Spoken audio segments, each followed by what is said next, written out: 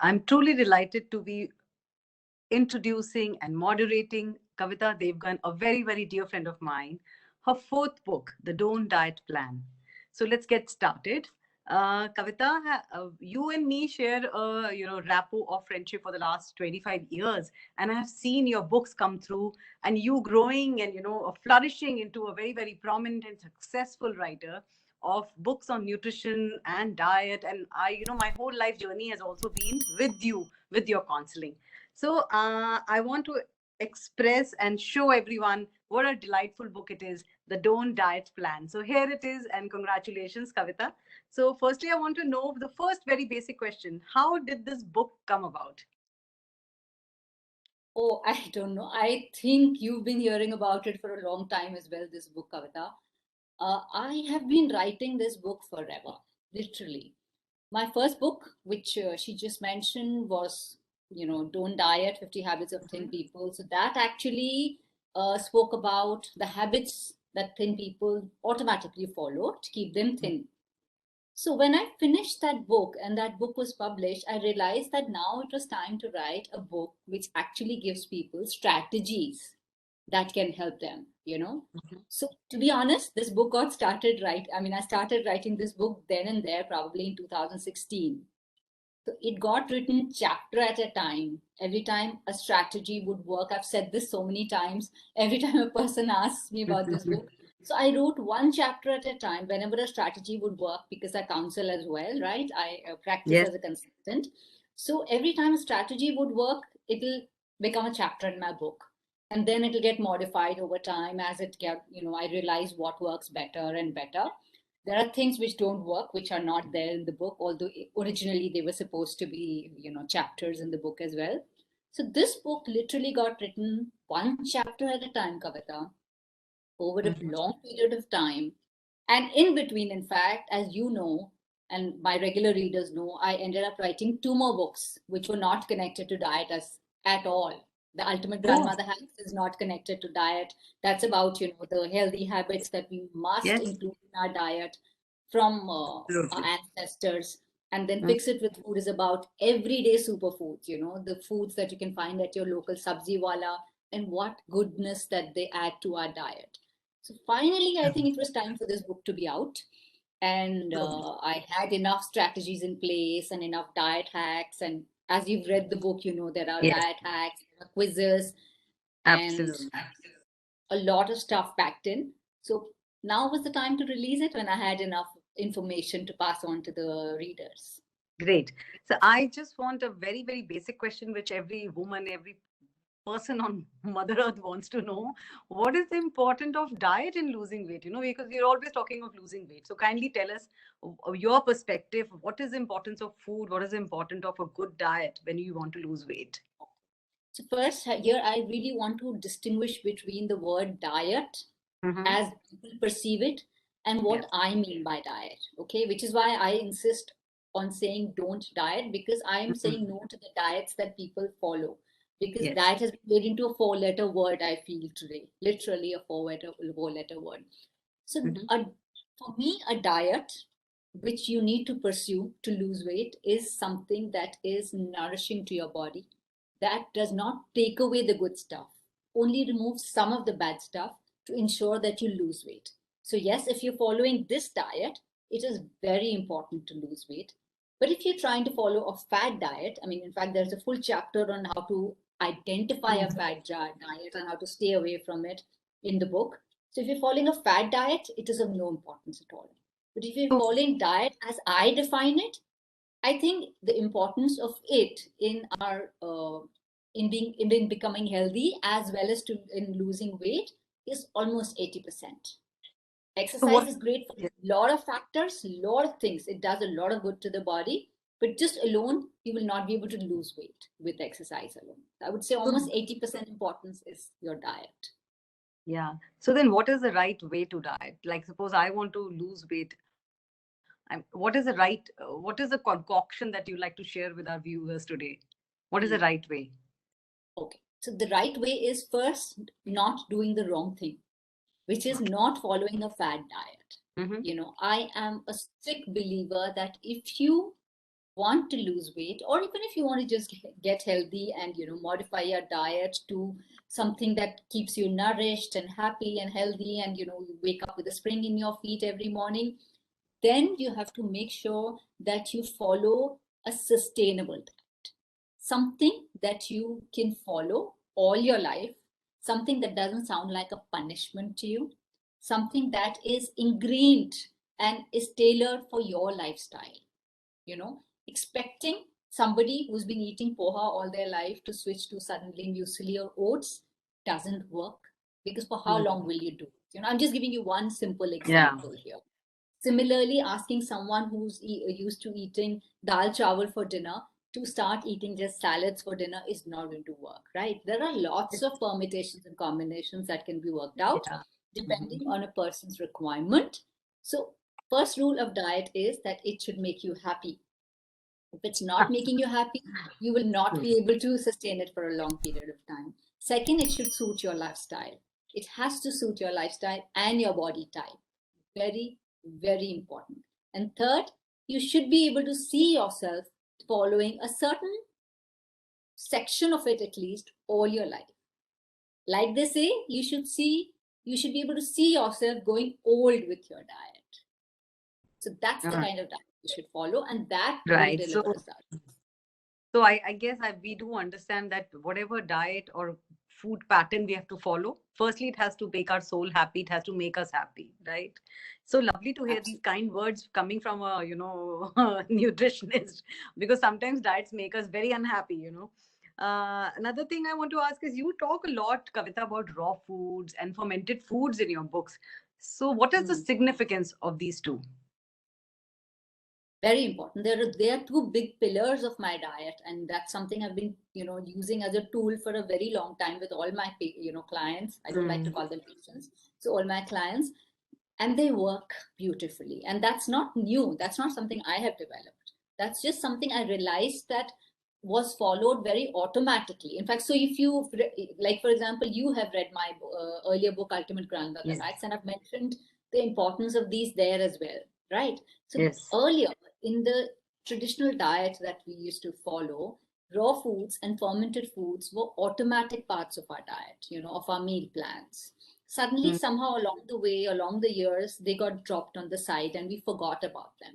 So now, literally, I have to remind people to bring both back in their diets, because not only are they great for health building, but they are a very good tool, both of them, for weight loss. I'll tell you how, both of them. I'll go one by one. What happens is, the kind of foods that we eat and the kind of lifestyles that we lead kill the enzymes, the good bacteria in our gut, the pollution. In fact, that's your field, Kavita. You are a climate activist. You know how bad things are everywhere, especially Delhi, where we both live. So you know the impact of pollution on everything. It's not just on the lungs. It's not just COPD that it is causing, It is also killing the good bacteria in your stomach.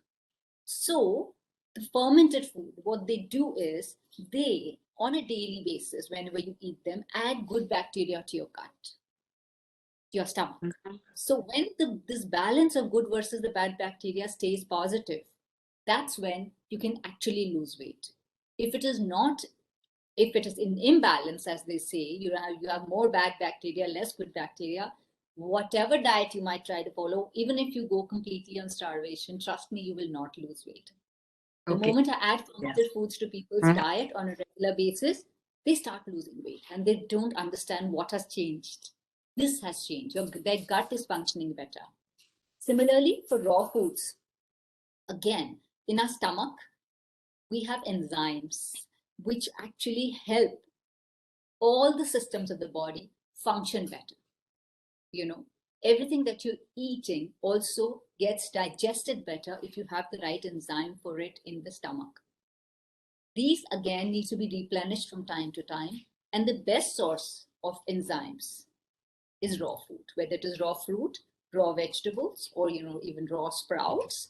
All these replenish the enzymes. So both do the same job, boost the gut's health, which directly boosts your weight loss effort. Okay, my next question is very simple. Everyone can identify with it. That, Kavita, I love bread. I love my roti. I love my parantha. I love my stuffed parantha. So, so many people say talk about good calories and bad calories. So, what is also I want to know what are these two?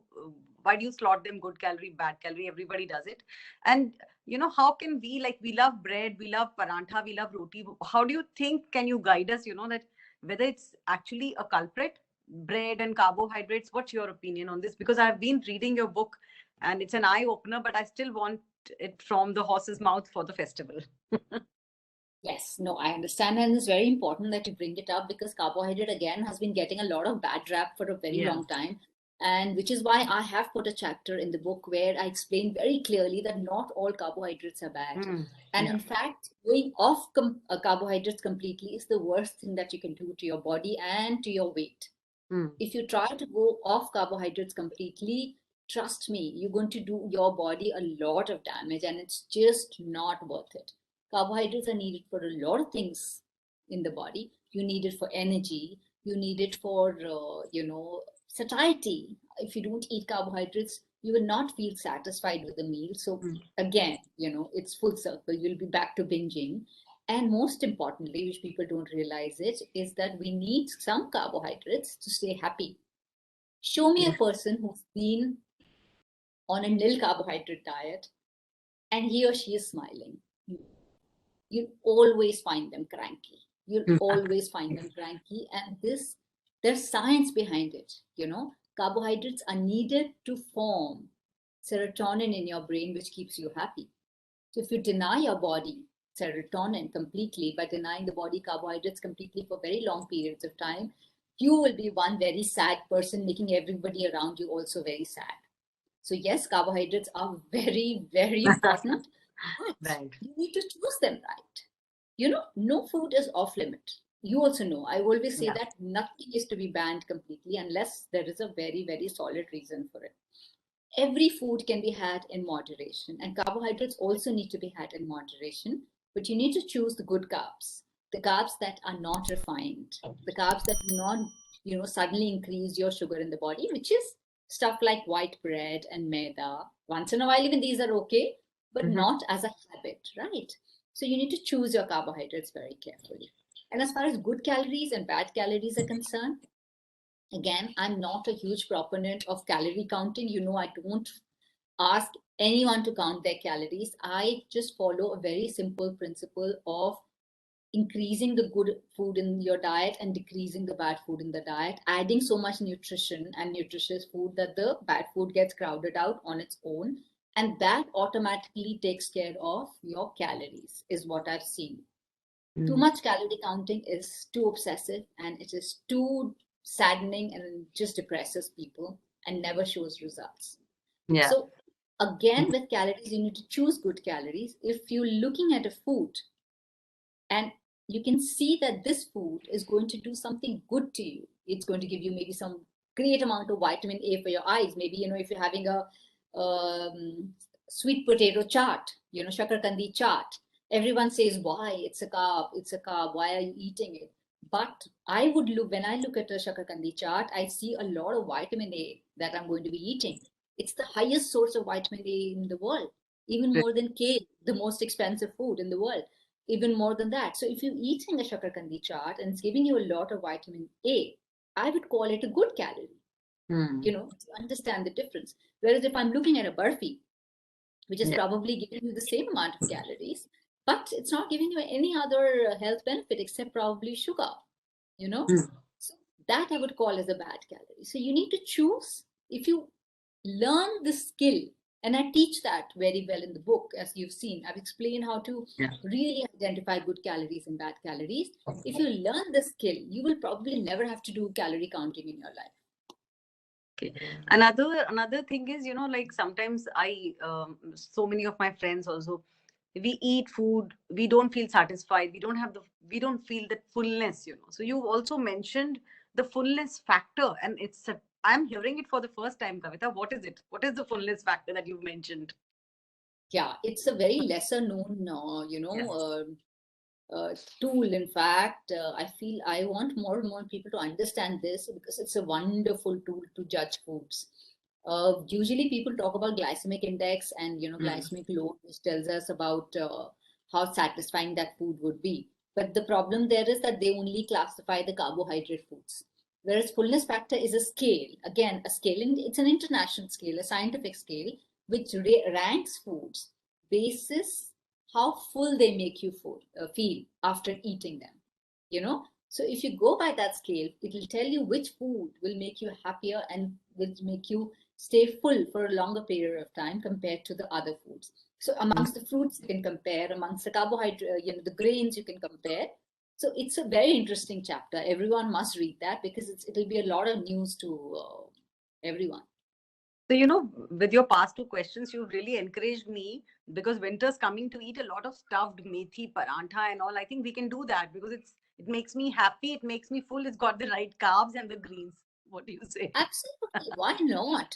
You just need to change the way you cook a little. I'm saying it's exactly what I tell everyone.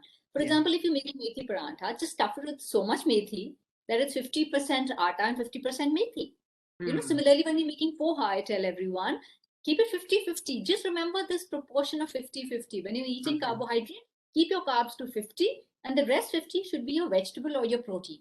So if you combine them two like that carbohydrate is never going to harm you because you add so much fiber to it that the sugar will never bump in your body and it will be slowly released. Also, go ahead and have your methi paranthas. Thank you. I'm sure everyone's going to enjoy it this winter. Now that you've ticked it off for us. Tell us something about what is the right protein and can we have a little fat in our diets? Won't it make us go chubby and, only become obese with protein and fat both? Yeah, okay. Yeah, so protein is extremely important. We don't talk about it enough, I feel. So I'm so glad you've brought up this point because the importance of protein, Kavita, I mean, it's very, very important for our health, for the energy levels and to avoid lethargy and everything. But there's a direct connect with your weight loss, with your weight as well, how much protein you're having. And unfortunately, many of us in our country do not understand the importance of protein, and second, they can't identify protein. Not many people know which are the high protein foods, and this problem somehow gets increased because if you're a vegetarian or a vegan, then the choice of foods that you have also gets a little restricted. So protein education, I feel, is extremely important because you need protein for a lot of reasons. Like I mentioned, you need it for energy, you need it to make sure that your muscle mass stays okay. Only when your muscle mass is higher will your fat percentage be lower. So, your appearance wise, you'll look better. Plus, your metabolism will be higher, so you won't gain weight that fast. And if you're trying to lose weight, then too protein is equally important because protein keeps you full for longer. If you've had a protein meal, you won't feel hungry that soon. Yeah. But you just notice for yourself. If you have a pure carbohydrate meal, for example, if you just have like roti sabzi, or you just have like roti and aloo ka sabzi, which is just a pure carbohydrate meal, or a sandwich maybe, you'd be hungry within 2 hours. But to the same thing, to that roti sabzi, if you add a big katori of dal or, 150 grams of paneer to it, that meal will take you longer. So protein does that job beautifully well, which is why it's very high up on that scale that I mentioned, FF scale, the fullness factor scale as well. Extremely, extremely important to know how much protein you're eating. A simple formula I can give you, which works for everyone. It's a basic formula. Of course, requirements can differ individually, but if you want a ballpark formula to look at how to calculate your protein requirements, it's very simple. It's 1 gram of protein per kg of your body weight every day. So, for example, if you're 60 kgs, then you must target around 60 kgs of 60 grams of protein every day. As simple as that. And then you can take your education a little further. Read up how to know which foods give you how much protein, or just do a consult with a nutritionist and understand whether you're eating enough protein or not. And as far as fat is concerned, you also mentioned fat. Yes. Again, has somehow been made into a four-letter word. Not at all. You have good fats, you have bad fats. So only choose the good fats. Nuts, ghee, cold pressed oils, sarson oil, your coconut oil. all of these are good fats, of course, in moderation, but you do need good fats, if for nothing else, then for great skin. Yeah, sure. We all love it. We all need it. One personal question that I want to ask you is, because I have this great opportunity. I've read the book, and there's one chapter, Kavita, which is really interesting to me because, it addresses a few issues running in my family as genetics, that is inflammation of the joints, body. And I've spoken to many people, and I think it's an important part that I'd like to bring it up with your book because I find that inflammation is becoming very regular. So tell us, something about inflammatory foods, very quickly, so that we are, able to touch that. Yeah, it's an epidemic today, you're right. In your family, maybe it's genetic, but a lot of people I'm, treating today, there is no genetic connection, but their bodies are completely inflamed. Okay. And that's not just their fault alone. There are a lot of factors that, contribute to inflammation. You must also be aware. It's, of course, what you eat. If you eat wrong for a long period of time, your body will get, your tissues will get inflamed. The pollution, again, your area of expertise, Kavita. But pollution, again, leads to a lot of inflammation in the body. And the most important and most overlooked, stress. The everyday stresses that we face, they inflame your body to such extent that all these rheumatoid arthritis and all are getting so much younger, all the inflammatory disorders. True. This would happen in their 60s, to people in their 60s earlier. And now I see people in their 30s getting it. And I don't know what's going to happen as we progress. But it's like a big epidemic today. Food is a big way of changing your inflammation markers in your body, a huge way. It's a slow process, of course. Yeah. But then you best up your body slowly also, right? So give your body that time to just get back on track. But that's the only way, trust me, to permanently cut down the inflammation markers. You need to start eating, right? You need to remove processed food from your body completely, from your diet completely. The additives, we don't understand how much harm they do, to our body. You have to get back to eating home cooked food. Okay. Very difficult. I know people find it today, but it's I want to ask you about one very basic thing that thin people think that they are very healthy. So I want to ask you the reverse question. Can thin people be unhealthy? A lot of thin people I know are very unhealthy. Very unhealthy. You know what happens is it's not just your appearance. It's where exactly is the fat deposited in your body, which is important. So a lot of thin people I know have a lot of fat around their organs, and in their midriff, in the center portion of the body, in here. This midriff fat and the fat around the organs is very toxic because it breathes out, compounds that can actually cause a lot of inflammation in the body, which is why they don't realize why they are getting inflamed, even though they are not overweight. And they also lead to a lot of hormonal imbalances because they mess up the insulin in the body. Yeah. So even if you're thin, I mean, especially if you're thin, at least overweight people get their tests done, Thin people think that they are doing fine, they are fit, so they don't get their tests done. It's very important to know your fat percentage in the body and stay fit by exercising and eating right. Yeah, so that means that it's not the thin and the fat, right? It's not the debate between the thin and the fat. It's about being healthy and unhealthy finally. Absolutely. Even slightly overweight people can be very healthy. Their markers come out perfect when you get their tests done. True. So Kavita, I also I've read your whole book, but I want you to read something for us. Something which is your favorite, which touches your heart the most. Something, please, for our readers. Everything in the book touches my heart. You have 3 hours. Okay, pick and choose something. Pick and choose something which comes to your mind first, and you think would appeal to everyone. There are chapters there, of course, people, because that will take a lot of time. So I won't read any chapter. For example, I want everyone to read the Mind the Sugar Attack chapter, because that is very important.